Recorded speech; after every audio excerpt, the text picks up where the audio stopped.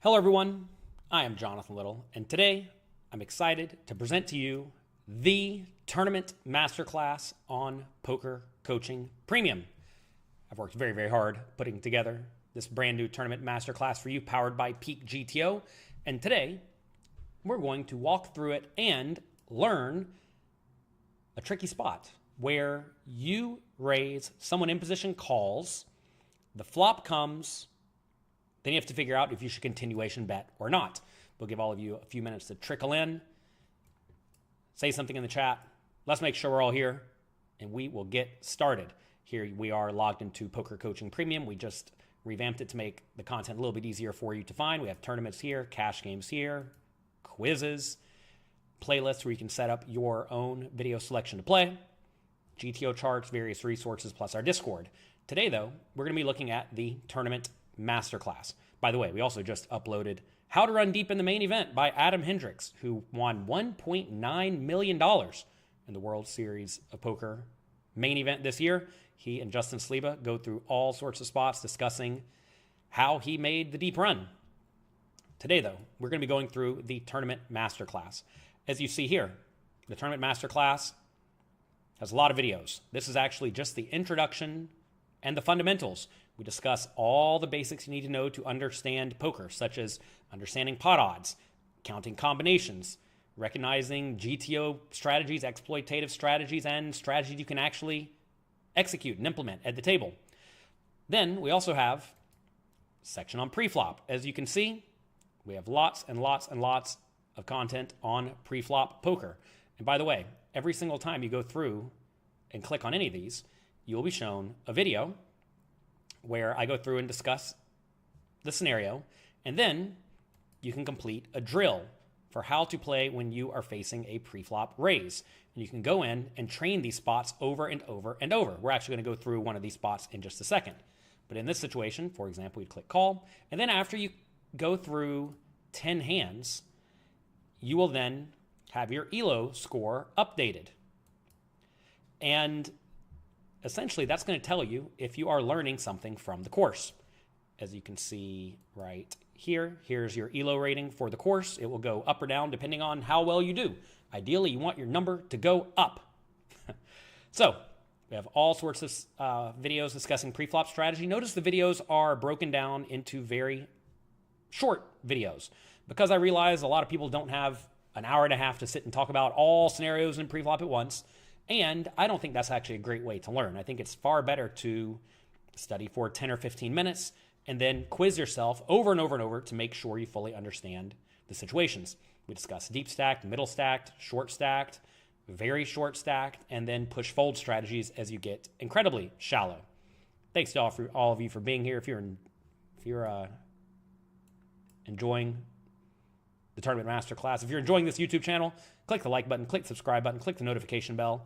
What is the perfect ELO score? There actually is no perfect ELO score. As your ELO score gets higher and higher, you will inevitably get fewer and fewer points when you get the answers correct, essentially making it harder and harder to climb the ELO ladder. If you're familiar with poker, with PeakGTO, we actually have an ELO score in there as well. You can continuously grind the ladder and get higher and higher and higher. It's tricky though. If you get one thing wrong, it'll wreck your rating once your rating starts to get pretty high. Okay, then we have a section on the flop. First, we discuss categorizing your hands, discussing when to bet and how much, the impact of position, and choosing the correct bet size. Then we discuss how to play as the preflop aggressor in position on various boards, then as the preflop aggressor out of position on various boards. When it checks you as a preflop caller, we discuss those scenarios. When to lead the flop as the preflop caller, and then defending against flop aggression. Defending against aggression in the big blind, defending against aggression as a preflop raiser. Really, all these situations you can be in, we go through and clearly explain how to play. Again, with GTO quizzes after each. We discuss 3-bet pots, 4-bet pots, short stacked adjustments, deep stacked adjustments, exploitative adjustments, and how to play multi-way. That's just for the flop. Then we head over to the turn. Similar stuff on the turn. Turn continuation betting, facing a turn continuation bet, turn probes. That is when it goes check, check on the flop, and then you're first to act out of position. facing a turn probe.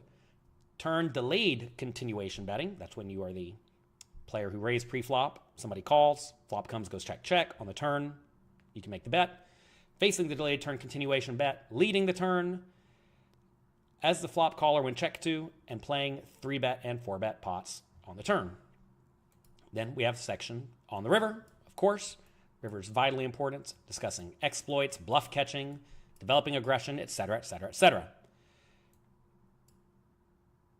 You've watched 3 hours of the videos and have since crushed the tournaments. Glad to hear it. This is a completely new Tournament Masterclass. We've completely remade it. It's taken a lot of work, a lot of effort, but it is here for you, and I'm excited for it. Next, we have an introduction to ICM and payout implications, discussing risk premium, bubble factor. We also have various stages of the tournament adjustments, how you should be adjusting your strategies in the early stages on the bubble, playing the bubble with a big stack, playing the bubble with a short stack, and then strategies nearing the final table. Then we have a section on how to play once you are at the final table. Then we discuss using the PeakGTO library to study ICM spots. I'll have a video coming out about that on YouTube very, very soon. But if you want to go ahead and get into it, you can just go to PeakGTO, click on the trainer, click on ICM, select the scenario you want to be in, and then you'll start training right off the bat. You can get in there and you can train tricky final table spots with feedback at every single decision point.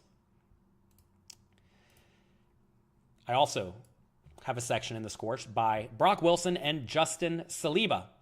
They go through Justin's recent $15,000 buy-in tournament win. Brock is the master of GTO and ICM strategies, and I'm excited to have this large chunk of the course by them.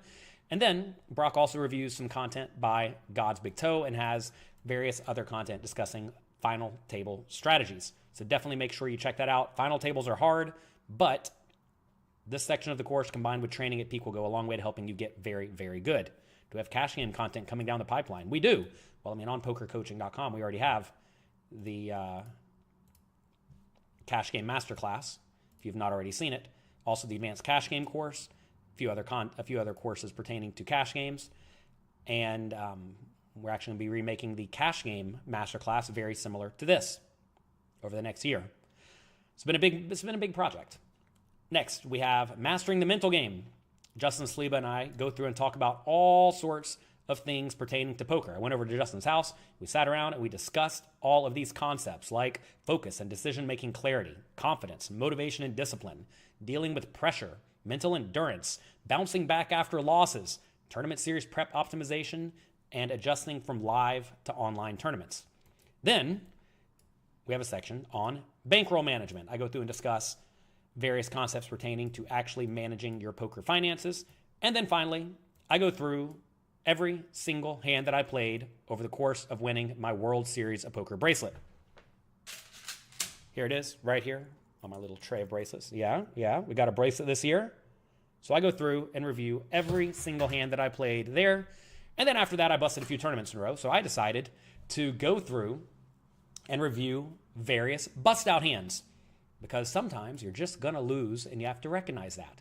That said, sometimes things are going to go your way and you're going to end up winning a bracelet. So what I want to do today is let's go to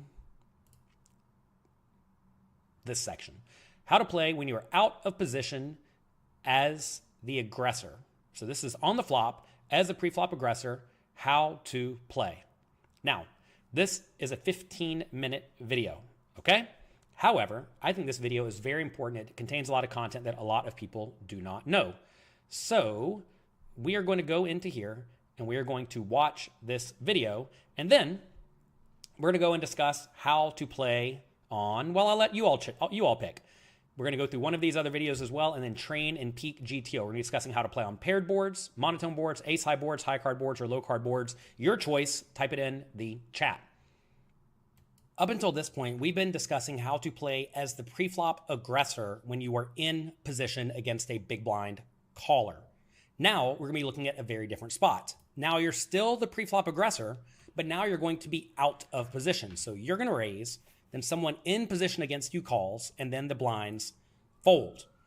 From out of position, your betting frequency is now determined primarily by the range advantage.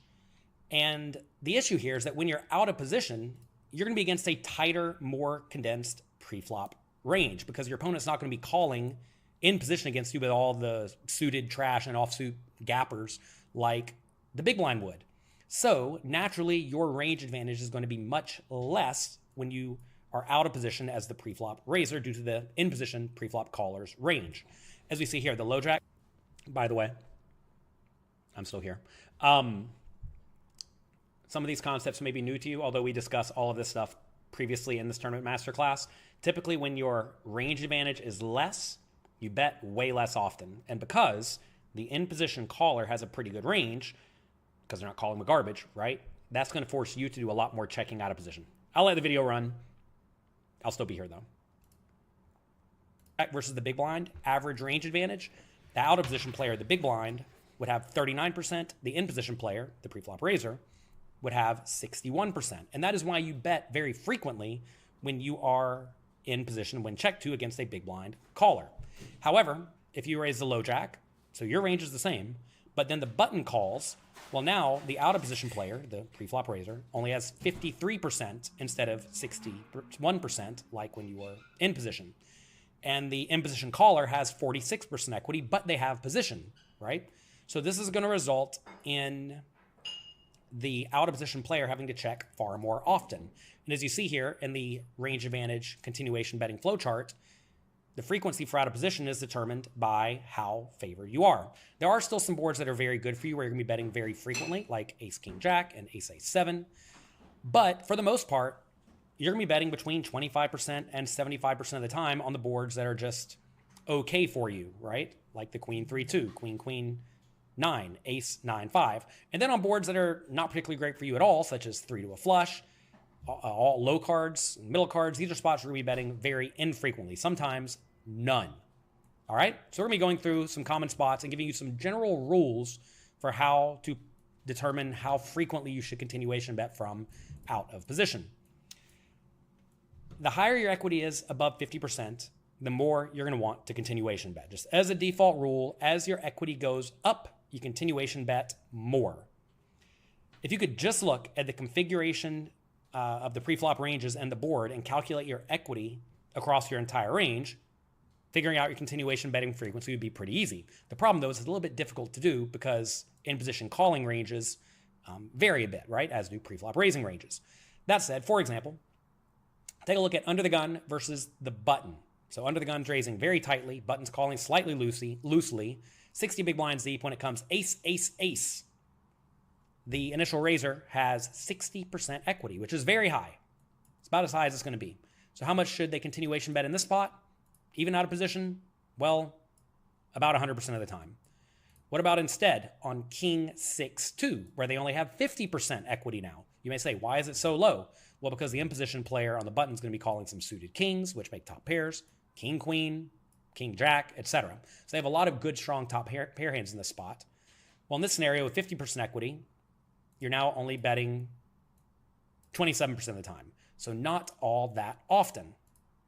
And you need to be able to figure out these differences. So here are some concepts that will help you quantify the out-of-position preflop player's range advantage. These three main concepts are going to help you figure out how favored or not favored you are. First, we have position proximity, we have card gapping, and we have range asymmetries. We're going to discuss each of these so you know what they all mean.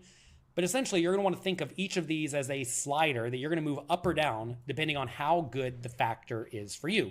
If all of the factors are very, very good for you, you're going to be usually betting very, very frequently. If they're all very bad for you, that typically means you don't have much of a range advantage at all, and you have to do a ton of checking. So first, let's discuss position proximity.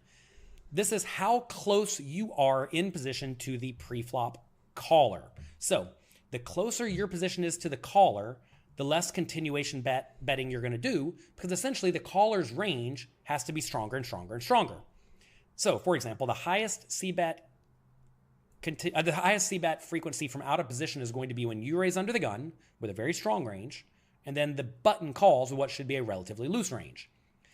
The lowest continuation betting spot is going to be when you raise from the cutoff and then the button calls, which is just one seat directly to your left. So as the caller is farther away from you at the table, you're typically going to continuation bet more often because your range is stronger and their range is weaker.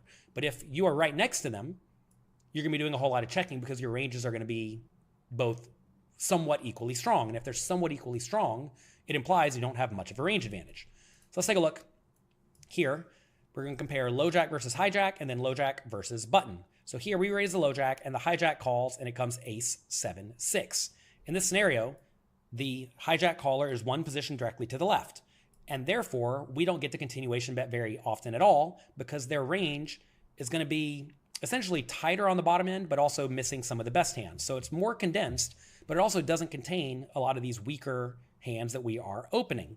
And in that spot, usually you are not going to have much of a range advantage at all. And when you don't have a range advantage, you check a ton. And notice this ace high board. A lot of people think, oh, you have a lot of ace X in your range. And you do, right? You have ace 9 offsuit and better, any suited ace. The problem, though, is your opponent has lots of suited aces as well. And they're also lacking a lot of the junk that you have in your range because they would have folded it or potentially 3-bet it. So in this spot, your opponent's directly to your left. That implies you don't have much of a range advantage. When you don't have much of a range advantage, you check very often. What about when you raise from the low jack and the button calls? Well, your range is exactly the same to start, but now we're betting far more often because instead of having 48% equity, we have 53% equity. And that's because the button calling range is much wider than the hijack calling range. So this idea of position proximity is very important when helping you immediately determine, am I likely to be somewhat favored or not somewhat favored? If the caller is directly to the left of your position, such as in this scenario, right? Low jack versus hijack, you do a lot of checking in general. And when they are far away, you do more betting. And that's simply because the caller's range is going to be much stronger as they are closer into position compared to you. Next, let's discuss card gapping. Essentially, this card gapping concept refers to the size of the gap between the cards on the flop, measuring how far apart the cards are in rank. For example, a high gap flop would be ace 8 2. Notice the ace and the 8 and the 2 are very far apart. 10 3 2. Notice the 10 is very far apart from the 3 and the 2. And 6 3 2. This is just a flop where overpairs are really, really good, right? A low gap would be ace king queen. Notice these are all directly next to each other. 10 8 5. Notice these are kind of bunched together. And 6 6 5. These are also bunched very together. In general, the larger the gaps, the less continuation betting you're going to do because you're just not going to have that many hands that want to put money into the pot. I mean, consider on ace king queen, you're going to be betting very frequently because you have top pairs, second pairs, third pairs, and a lot of draws. But on 10 3 2, if you consider what you have, you're going to have a lot of unpaired high cards, right? So you're just going to have more nothing on the 10 3 2 and the ace 8 2. On ace 8 2, you have, 10 9 suited, queen jack suited, maybe king jack offsuit, et cetera, et cetera. And those hands don't really want to be putting much money in the pot. So as there are more large gaps on the flop, typically you're going to be betting less often. And as the board is more connected, like these, typically you're going to be betting more often. Again, presuming the board is decent for your range to begin with. So let's consider how we would play on king, queen, 8. Think about your preflop raising range. Perhaps, a range that started something like this, right? We're not checking it, but just imagine we started with a range like this. On king, queen, 8, what type of hand categories go up in value? Do we have more premium hands, draws, marginal made hands, or junk? Well, if you consider king, queen, 8, we have more premium hands, right? We have lots of king X, we have lots of draws, and we don't have all that much junk or marginal hands. So in this scenario, we have more premium hands and more draws. And when you have more premium hands and more draws, that essentially makes your range stronger. So that's going to result in you betting more frequently. What about on king 5 2? Both king high boards, but now notice there's a gigantic gap between the king and the 5. So now, do we have more premium hands, draws, marginal made hands, or junk? Well, now we have more marginal made hands and junk. And if we have more marginal made hands and junk, it makes our range advantage be diminished. It's going to be small or non-existent. So take a look at how we play these two situations, low jack versus button. Here we have king jack 8. Here we have king 3 2. In both situations, we have okay equity. We are, call it, slightly favored in both, But on the king, jack 8, we're betting far more often. And one way to sort of figure out this spot is that the gaps are much closer on king, jack 8. We're just more likely to connect with the board in some reasonable way. Whereas on king 3-2, notice we have this big chunk of suited Broadway hands that has nothing, whereas this big chunk of suited Broadway hands are all pairs and draws, right? And even if we have ace high in this spot, we still have a little bit of equity. So basically, all of our hands in this spot have some equity. And when we have some equity with the vast majority of our range, we get to bet a little bit more often compared to in this spot. You really don't want to have nothing from out of position. As a general rule, by the way, when you are betting from out of position, while you will still bet with a relatively mixed strategy, you're going to find that you'd rather have bluffs that have some equity. And it's just harder to have equity when the board is very disconnected, which forces you to check more often from out of position on the very disconnected boards. Next, let's discuss range asymmetry. This offsuit asymmetry, which is what we're referring to, essentially is the section of the offsuit hands in our preflop range that is unique to one player. And this becomes important for out of position spots because you need to know which boards are better for the preflop raiser based on the initial raiser's opening range, but also the in-position player's calling range. So let's take a look at this.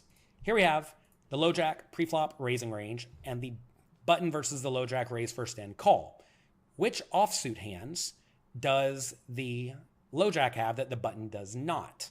Because notice the button is 3-betting the hands with a 10, whereas the initial raiser is raising the hands with a 10, ace 10, king 10, and jack 10 offsuit. So there's a bit of a range asymmetry here because the low jack has more 10x offsuit combinations than the player on the button does, because notice they 3-bet them or fold them all. Also, look at jack x, ace jack, king jack, queen jack, and jack 10. Notice the player on the button will call them sometimes, but also 3-bet them sometimes, and they don't even have the jack 10 offsuit. So in this situation, jack high boards and 10 high boards are going to be much better for the low jack raiser than the button. Alternatively, if you consider, let's say, king x, notice both players have lots of king x suiteds, right? Also, both players have lots of king queen and king jack offsuit. So in this situation, king high boards are going to result in a whole lot of checks. Okay, so notice the asymmetries here, right? The initial raiser has way more 10x and also jack x. What about this spot where the cutoff raises and the button calls the cutoff raise? Take a second, think about it. Where are the range asymmetries? Well, in this situation now, you can see there are way more 9x. This is a spot where there's way more 9x offsuits in the cutoff's raising range because the button does not call or 3-bet any of them besides the ace 9. So that's going to result in 9xx boards being way better for the cutoff than the button. So you see, it really depends on which hands does the cutoff have that the button does not. And normally you think the cutoff range is stronger, but notice it's because the button's range is more condensed, right? Also note the 10x. Notice cutoff has all the 10x in their range, at least a lot of 10x offsuit in the range that the button does not. So also on 10x boards, this is going to result in the cutoff betting far more often. But again, not necessarily king high and queen high boards. That's going to result in more checking. All right. Let's take a look at two spots where the offsuit asymmetries are very, very, very clear. Here we have cutoff versus button on jack, jack 7. And there we have cutoff versus button on 9, 9, 7. Remember, the cutoff and the button both have a lot of jack x in their range, right? As we see here, notice they both have a decent amount of jack x in their range. So therefore, on jack x, jack x, the cutoff has to check every single time because they do not have an advantage, because they both have lots of very good hands in their range. However, on 9, 9x, or 9, 9, 7, notice now the cutoff has all the 9x in their range, right? Whereas the button does not. And that results in the cutoff being able to bet far more often on the 9-9-7 compared to the Jack-Jack 7. So you always want to look for where the offsuit hand asymmetry. Let's take a look at another example. Here we have low jack raise first in, and the button calls on 10-8-5. Here we have the cutoff raises, and the button calls on 10-8-5. Well, notice again, this is a spot where low jack versus button, if I can find this spot, low jack versus button, notice again where the range asymmetry was, right? The 10x hands. The button's not calling with 10x in the spot. And so that results in the 10 high boards being very good for the low jack, and that lets them bet very, very frequently. Notice they're only checking 28% of the time. If you compare that to when the button or the cutoff raises and the button calls, now the button will be calling with those 10s, which reduces the range advantage of the cutoff initial raiser. So with less of a range advantage, you're betting less often.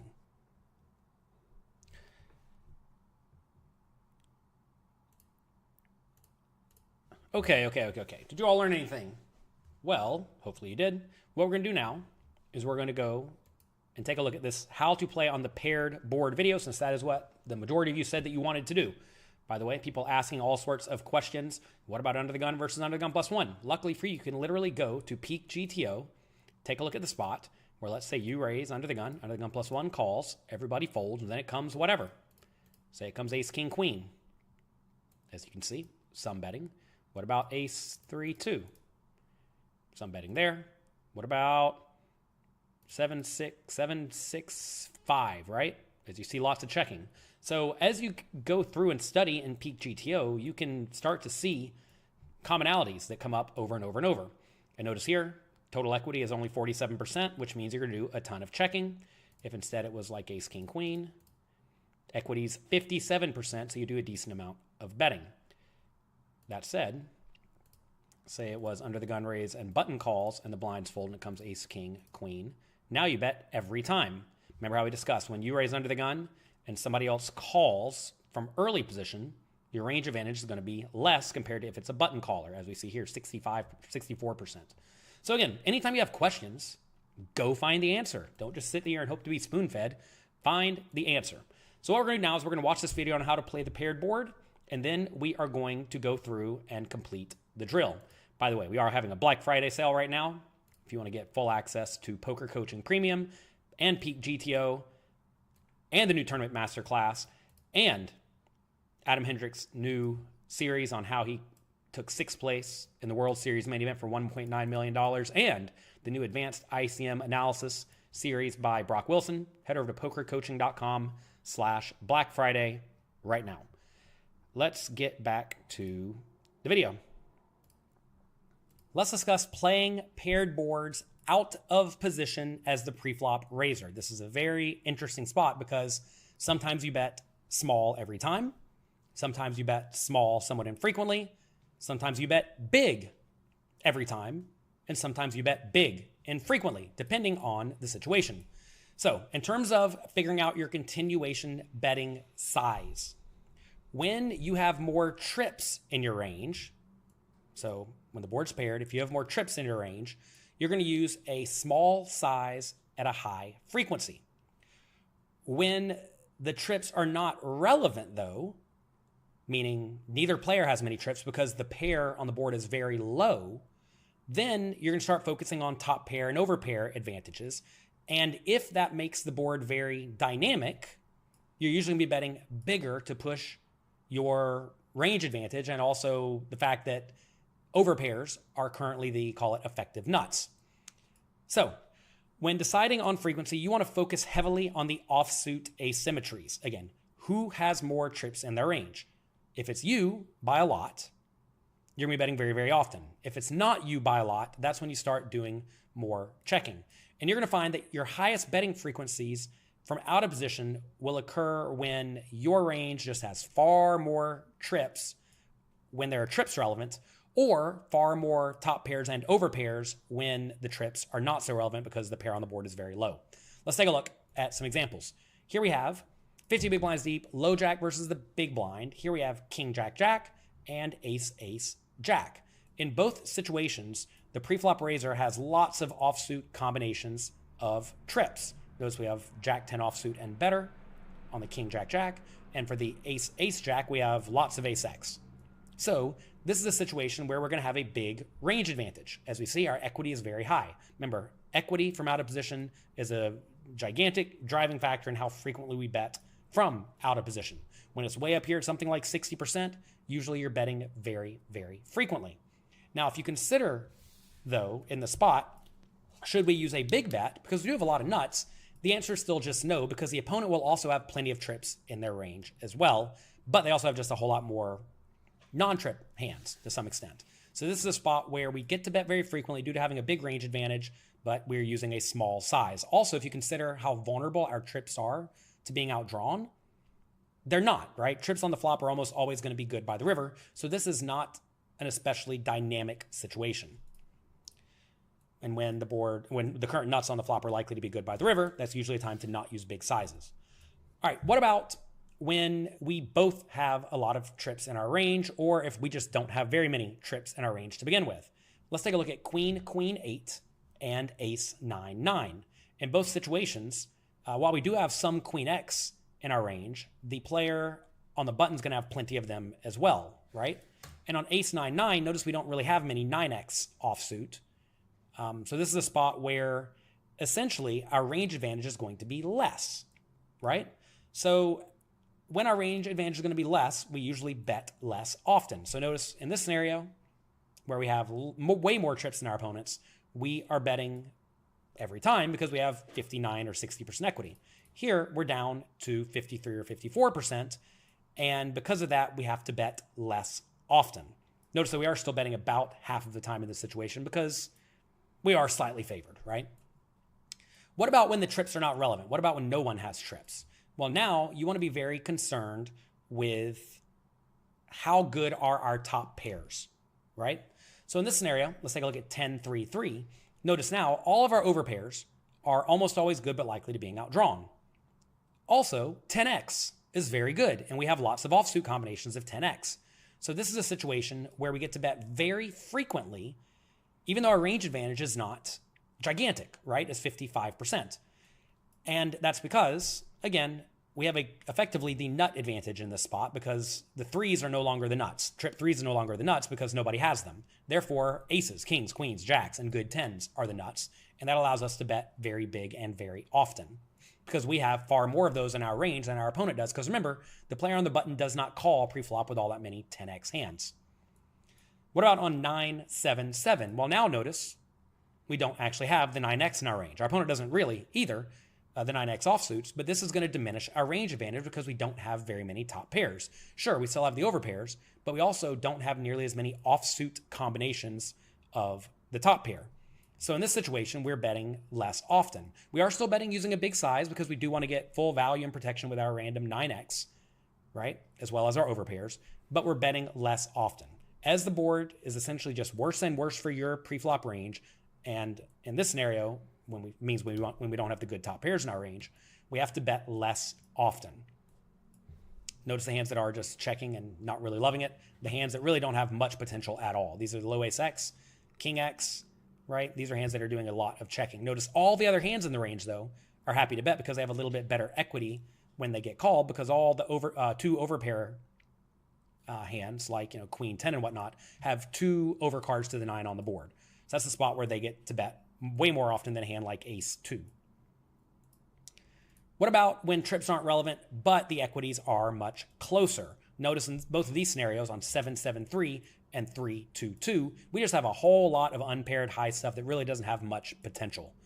In this scenario, now the ranges are going to be very, very close. We are still going to have a bit of a range advantage on basically every paired board. However, this is a spot where we have to do far more checking because now we're very close to 50-50. And remember, if we are not favored, that's when we do a ton of checking. So as we get close to that, we're going to be checking more often. And we see in both these scenarios, we're now checking a lot. We're checking all the way up to 62% of the time. If you take a look at what is betting in this situation on, let's say, 7-7-3, notice we're betting a lot of these low suited hands that have 2 overcards to the 7 that can get better hands to fold, like jack high, queen high, king high, etc. Notice we are not betting a lot of the ace high because ace high is probably good if it checks down. We're also not betting like the best king high and jack high. And I think that makes a lot of sense. We're also checking with some very good hands. Notice we are protecting our checking range from out of position. Something a lot of people do wrong is they always bet all their overpairs. But as your checking range gets bigger and bigger, you have to make sure you're protecting it by including some very strong hands. And you'd rather check pocket aces than say pocket eights, because pocket aces is less likely to get outdrawn than pocket eights, which is why we see eights betting about half the time, but aces betting almost never. Similar concept down here on the 3-2-2 board. Notice we have 9s and down to 5s or 6s. 9s down to 5s betting a pretty good amount of the time, whereas we see the aces and kings checking a lot of the time. Notice, though, it is a relatively similar betting strategy on 7-7-3 compared to 3-2-2, because you really just want to be betting this big chunk of suited hands that have backdoor flush draws that have 6 clean outs to make top pair. So this is a spot where you're not checking 100% of the time because you're not disadvantaged, as you will rarely be on paired boards, but you have to be far more careful continuation betting when you do not have trips and your opponent does not have trips, but also equities run very, very close. And look, playing around and studying with PeakGTO is going to go a long way to helping you learn how to play these spots well. So make sure you train them, because obviously if we flip through these potential strategies, they are all very, very different depending on the scenario. And I want to make sure you don't make the common mistakes many people make on the paired boards.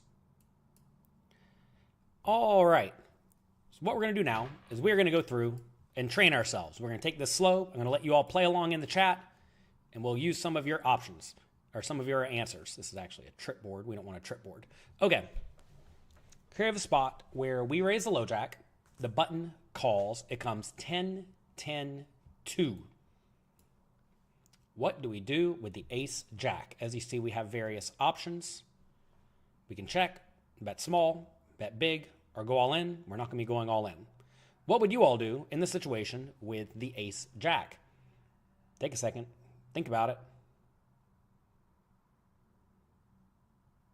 You recently bought Secrets of Professional Tournament Poker, hoping to be the best one in your country. I hope so too. Good luck. Hope you enjoy the book. Is anybody still here? Bet small. Seems like a reasonable spot to bet small to me. We're going to have lots of various 10x. Although this hand probably doesn't mind checking at all. Although it's actually going big this time. Okay. And by the way, if you are going through these scenarios, you can take a look at them in PeakGTO as you go along if you feel inclined, and say it comes 10, 10, 2. And we actually see a mix of bet sizes here. You would naturally think small-ish here, but it seems like the overpairs really do want protection. So that's good to consider, right? What if it was 9, 9, 2 instead? Notice now then we're betting clearly way more polarized. What about Jack, Jack 2? And this is the kind of study you want to be doing in these spots, right? Notice on the Jack, Jack 2, we go back to the small bet. So the 10x is just an interesting spot. Turn ace.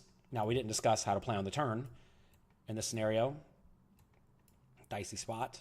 Let's go medium. Nope, looks like small. Actually, we're just going to go through and skip the spots for how to play turn and river in this scenario, because I just want to look at how to play these spots on the flop. We raise, they call, queen 8-8. Seems like a reasonable one to check. So check or bet medium. Okay. If we were to get to the turn, check or bet small, maybe.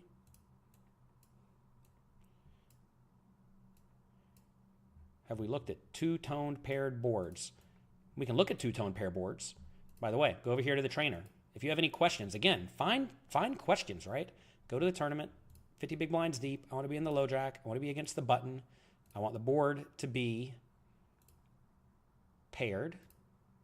I want it to be two-tone. And I click. I want to start on, let's select hands. Give us a reasonable range. Click start. Right? Well, this one's skipped us to a 3-bet pot.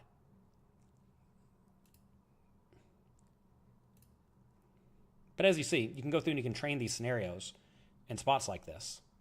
Say it comes 7-7-3, right? Similar situation. So again, you got to figure out what to do. This seems like a good one to check, right? Because we are not going to be favored at all on this flop. Once they bet, probably just let this go. Right? So again, you can literally go through and set this up to train whatever situations you want to be in. So anyway, we would continue going through. You can go through all 10 of these hands. As you see, you get answers right. Your ELO goes up, get answers wrong. Your ELO goes down. They blast the river after we check, flop. They bet turn. Here we are. Dicey spot. Ugh. Jacks are not a great hand to have because you block Jack 10 and Jack 9. Again, getting too worked up going through these post-flop sims. I'm going to say call, but it could be easily a fold. So it's mixing, fine. In spots like this, you always want to ask yourself, like, which hands are roughly break even, right? And as you train your intuition over and over and over again, that's going to go a long way to helping you figure out where the roughly break even spots are. All right, so I think we can probably bet this one big. Now, I'd like to bet stuff like 8-7, I'm sure. This is going to be one I got to presume I check a lot, but I think this is an okay one to bet big with this particular hand. And it is 78% bet. Remember how we literally just looked at that spot, right? So let's go through in the trainer, or in the library. Look at that same spot, 50 big blinds deep. They raise, they call, fold, 6. No, it wasn't that 6. It was 6, 6, 3. So here, notice 8-7, 9-8, 10-8, really all these hands in this region that can benefit from getting better hands to fold like to bet big. And remember, you bet big on the low paired flops where both players don't have trips because essentially you have over pairs, which are the effective nuts. Trips here on this board, I gotta presume small. Small or check even. Okay, tricky. Lots of mixed strategies from out of position though, which is why I did want to train these spots. King of spades turn. Can we keep betting? Medium? No, small. Turn's hard, by the way. Notice we lose almost no EV in that spot. If you lose almost no EV, don't worry about it too much. Weird spot on the river. Is it even good enough to value bet? I guess half pot or check? What do we think? Half pot, small, or check? Let's go half pot, although it may be too thin. Ooh, too thin. Looks like the small bet is ideal. Ooh, we got smashed on that one. Lost a bunch of elo. That's okay. You can't win them all. King 7-7. King 7-7. What do we do on the King 7-7? Probably check this one a decent amount. I was going to say check or bet big. Looks like we are again using mixed strategies all over the place. And then we would proceed to the next hand. So anyway, as you can see, you can go through and you can train these spots over and over and over and over and over and over again. This is one we probably want to go big on, although it looks like you can easily check and stick around. By the way, in spots like this, you should also explore like what happens if you check something like 6, or what am I saying? If you check something like ace-5 suited here, which has done some, and they bet small, because they're going to do some, do you raise the ace-5 suited? And I would presume no, and it turns out the answer is usually not, right? But we do discuss how to play facing a bet in the Tournament Masterclass so that you can go through and train all of these situations. 10-10-8. Do we get to bet this one? Probably not, right? So we do check that one, and if they bet, we'll just fold. So anyway, as you can see, we go through all these spots, and this is just how to play on paired boards as the out-of-position pre-flop raiser. And again, in the Tournament Masterclass, we have all sorts of spots, pre-flop, post. I mean, look, on the flop, we were literally just looking at this one section, right? There's a lot to poker. This is a big course. This is not a little course. This is not a 5-hour series where we try to briefly gloss over the entirety of tournament poker. The Tournament Masterclass is all-encompassing. It is big. It is built in a way that is designed to help you learn how to play poker very well, which is what the trainer is going to go a long way to do. So essentially, we're not just teaching you do what the chart says. We're teaching you why the GTO strategy is what it is. And of course, we discuss various adjustments and exploits along the way. So that's going to be it for today. I hope you enjoyed the video. Definitely check out our Black Friday sale. Poker Coaching Premium includes the whole Tournament Masterclass as well as all the other content on pokercoaching.com. Also, we just released this brand new bonus series, How to Run Deep at the World Series of Poker Main Event by Adam Hendricks, where he took 6th place for $1.9 million. Also, another Black Friday bonus that you get to keep for life if you sign up right now during our Black Friday sale. It is the Advanced ICM Analysis with Brock the Brain, Brock Wilson. You can get a 1-year membership to Poker Coaching Premium for $649, about $2 a day. You could also get PeakGTO for $499 a year, but if you want them both combined, you can get it for $1,000, $999. And again, that includes everything on pokercoaching.com, not just the Tournament Masterclass, literally all this content. Lots and lots and lots of content from many of the best poker players in the world that I have hand-selected to help you get excellent at poker. Also, we have tons of cash game content with more on the way over the course of this next year. I'm excited to be bringing that to you. And we also have tons of interactive quizzes where I and other poker coaching coaches put you in a spot and you have to go through and figure out how to play it, and then you get immediate feedback. So, to get full access to this for a year for $1,000 or 2 years for $1,599, head over to pokercoaching.com/Black Friday. This does come with, as always, a 100% money back guarantee. If you do not like the site, let me know within a month. I'll give you all of your money back, because if I do not help you get better at poker, I do not want or deserve your money. This is going to be the best price we offer all year. So please, please, please go and take advantage of it now. What do you do when you're facing an in-position re-raise? What does that even mean, an in-position re-raise? Go over here to Peak and Train It, Dapper Dave. In-position re-raise. Wait, so a re-raise would be I check, they bet, I raise, and then they re-raise. First things first, notice that should basically never happen in GTO world. Why should you not re-raise on 663 in GTO world? Well, if you study the Tournament Masterclass, you know. Whenever you get check raise on 663, look at the low jacks range. Go over here. They should have quads, trips, and overpairs, and junk. Do you really want to raise or re-raise into a range that contains overpairs, trips, and quads? Absolutely not. What if we have a different board instead? No, it's not what we discussed. So say it comes ace, queen, 9. Say we check. They bet medium. We check, raise them. Notice we should not be doing a whole lot of check raising, but let's just say we do for simplicity. Notice they don't re-raise at all. Why should they not re-raise at all? Because again, look at our raising range. It is sets, 2-pair, and top pair. If you're halfway through the old Tournament Masterclass, I recommend finishing that or just starting this one. Just start this one ASAP. This is completely revamped, completely updated. It has implementable, it has the GTO quizzes throughout, as well as text-based quizzes, by the way, in all the other sections of the course. Let's just go to the fundamentals real quick. Let's just look at pot odds, let's say. You can go through here, watch the video, and then there's a pot odds quiz where you will be quizzed to answer various questions pertaining to pot odds. Pot odds help determine whether a call is profitable given your equity, your hand range, your opponent's bluffs, your stack depth. You can click the right answer, go to next. If your opponent bets $100 into a $300 pot, what are your pot odds? Anyway, you can go through and quiz yourself on all of these. I mean, take a look, right?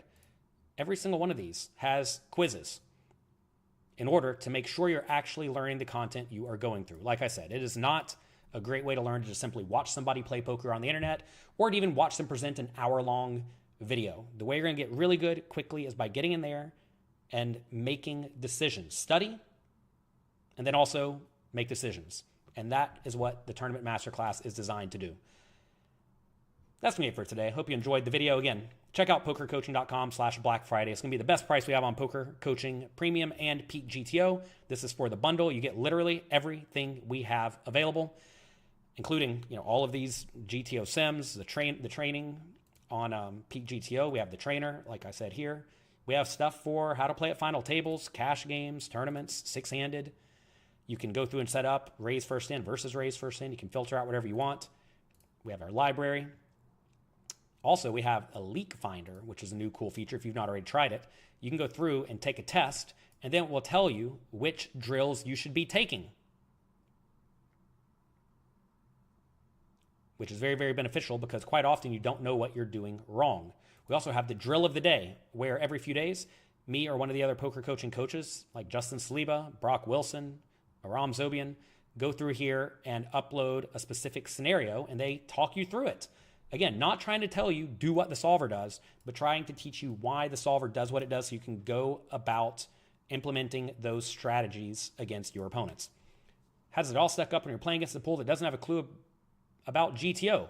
Well, if your opponents don't know how to play well, you'll absolutely crush them by playing GTO. That's the benefit of GTO, is that you don't even have to know what your opponent's doing wrong. which is very, very, very powerful if you think about it. Now, it's not the most powerful strategy if you know what your opponents are doing wrong. Like, let's say you know your opponent literally never bluffs on the river. Well, if you have a bluff catcher on the river, fold it every time, right? And we discussed this. And I mean, we have a whole section on river exploits, for example, where if your opponent bluffs even a little bit too infrequently, you should call with none of your bluff catchers. Not just a little less often, but with none of them. It's a common GTO principle a lot of people do not understand, but we discuss it again in the Tournament Masterclass over here. Let's see. This is Cash Game Masterclass. Tournament Masterclass. Go down here to the river section. And we have the art of river exploits and exploitative examples. We discuss this exact concept. And yeah, if you know what your opponents do wrong, poker becomes super easy. If you tell me someone does something very clearly wrong, make the obvious exploit. Also, by the way, in PeakGTO, we have exploitative sims coming very soon. I'm excited for that. They're not out yet. We're still working on them. But look, we've been working on PeakGTO and PokerCoaching.com for many, many years. I've been in the poker education space for, goodness, about 20 years. I'm not going away. And I fully plan to am in my mind, making the best poker training content on the market for you. This is exactly what I wish I had when I first started playing poker. And to be fair, it's also what I want to have today. I have selected the coaches on PokerCoaching.com because I want to learn from them. They are the best players in the world, and I am excited to be able to bring that content to you as well. So if you want to get in there, head over to PokerCoaching.com/Black Friday. Good luck in your games. Have fun. Thanks to all of you for being here. If you enjoyed the video, click the like button, click the notification bell. If you have a friend who you think will like this content, please send them my way. I would greatly appreciate it. Good luck in your games. Have fun.